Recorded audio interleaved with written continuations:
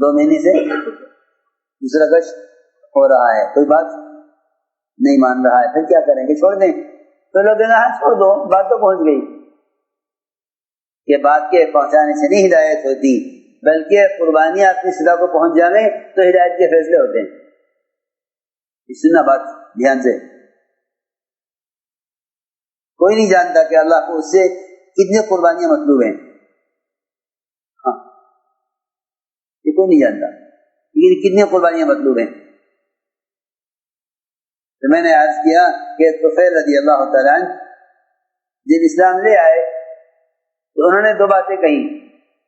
ایک بات تو یہ کہی کہ میری حیثیت ہے میری قوم میں، وہ میری بات مانتے ہیں، وہ میری بات مانتے ہیں، میری جو قوم میں حیثیت ہے، میں دعوت دوں گا اور میری بات مان لیں گے۔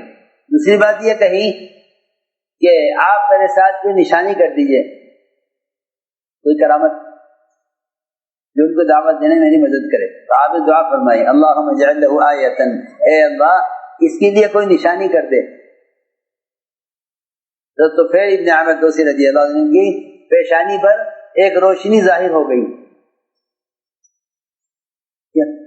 روشنی، تیز روشنی دونوں آنکھوں کے درمیان۔ یہ روشنی دیکھیں گے لوگ اور اسلام قبول کر لیں گے۔ سنو غور سے، ایک کرامت، دوسرے حیثیت۔ گئے جب قوم کی طرف گئے تو خیال آیا کہ چہرے پر روشنی ظاہر ہو گئی ہے، ایسا نہ ہو کہ میری قوم یہ کہے کہ انہوں نے اپنا دین بدلا ہے، اسلام قبول کیا ہے، اس لیے ان کا چہرہ بدل گیا۔ تو اللہ سے دعا کی اے اللہ اس سے ہٹا دے میرے چہرے سے۔ حالانکہ آپ سے دعا کرا کے، آپ سے حالانکہ دعا کرا کر یہ کرامت لی تھی آپ سے۔ سنو غور سے، اپنے گاؤں میں پہنچے تو وہ دعا کی اے اللہ اس کو ہٹا دے، میرا چہرہ ٹھیک کر دے، یہ روشنی چہرے سے ہٹا دے۔ سنو، چہرے سے روشنی ہٹ گئی، تھوڑے میں آ گئی، قوم کے پاس گئے، قوم کو دعوت کی اپنے تعلق سے۔ جی سنو غور سے کہ میری بات مانی جائے گی۔ قوم نے اسلام قبول کرنے سے انکار کر دیا، یہ نہیں مانیں گے۔ جی ہاں سنو، کرامت بھی نہیں کام آئی اور حیثیت بھی نہیں۔ بات سنو دھیان سے، ادھر دیکھو۔ ہاں اب تو کہنا کہ چودھری صاحب کہہ دیں گے کام ہو جائے گا کہ وہ کرامت بھی نہیں کام آئی اور حیثیت بھی نہیں۔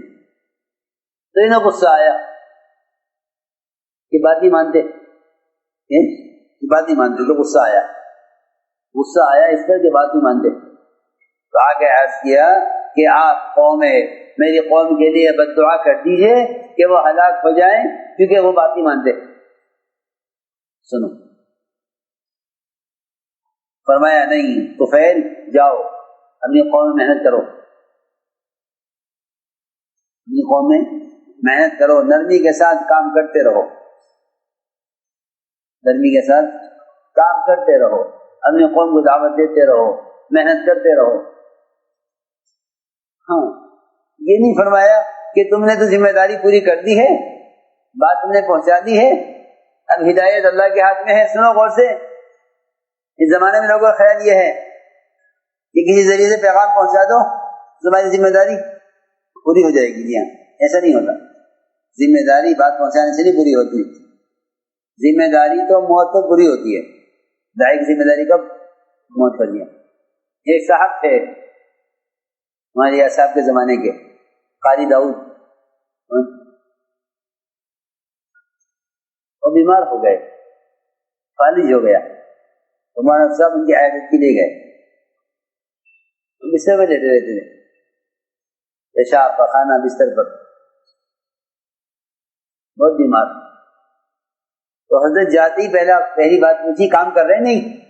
کام کر رہے نہیں کر رہے؟ حضرت نے کس کام کا ہوں، ہل نہیں سکتا، اٹھ نہیں سکتا۔ حضرت نے پوچھا نماز پڑھتے ہو؟ یہاں نماز تو پڑھتا ہوں۔ حضرت نے فرمایا پھر جب نماز پڑھتے ہو تو کام کیوں نہیں کرتے؟ جب نماز پڑھتے ہو تو کام کیوں نہیں کر سکتے؟ یہ کیا کام کروں؟ حضرت نے فرمایا کہ تم آنے والوں کو دعوت دے سکتے ہو اور تنہائیوں میں امت کی ہدایت کے لیے دعائیں کر سکتے ہو. ہمارے پاس دونوں کام ہیں، دعوت بھی اور دعا بھی. یہ ہے بات. یہ دعوت تو موت تک ہے، جیسے عبادت موت تک ہے. عبادت موت تک ہے. جی ہاں، وَاعْبُدْ رَبَّكَ حَتَّىٰ يَأْتِيَكَ الْيَقِينُ کہ تیرے ذمہ عبادت ہے موت تک. اس طرح دعوت بھی موت تک ہے. سنو غور سے. حضرت طفیل بن عمرو دوسی رضی اللہ تعالی عنہ، انہوں نے آ کر کہا کہ آپ بددعا کر دی اور ہلاک ہو جائیں. میں نہیں، جاؤ تم ان کو جا کر دعوت دو. پھر گئے قوم کے پاس. تو آپ کی ہجرت سے پہلے سے لے کر خیبر کے موقع تک اپنی قوم میں یہ کام کرتے رہے. ہاں، جو علاقہ دے دیا محنت کے لیے، اس میں کام کرو. وہ غور سے سنو بات. غزوہ احد ہوا، خندق ہوا اور بدر ہوا. خندق، احد اور بدر، 3 غزوات ہو گئے. یہ قوم میں کام کرتے رہے. حالانکہ قوم نے کہہ دیا تھا کہ ہم نہیں مانیں گے. یہ گئے قوم میں کام کرتے رہے. میں سب اس لیے قصے سنا رہا ہوں تاکہ دعوت کو سمجھو کہ دعوت کیا ہے.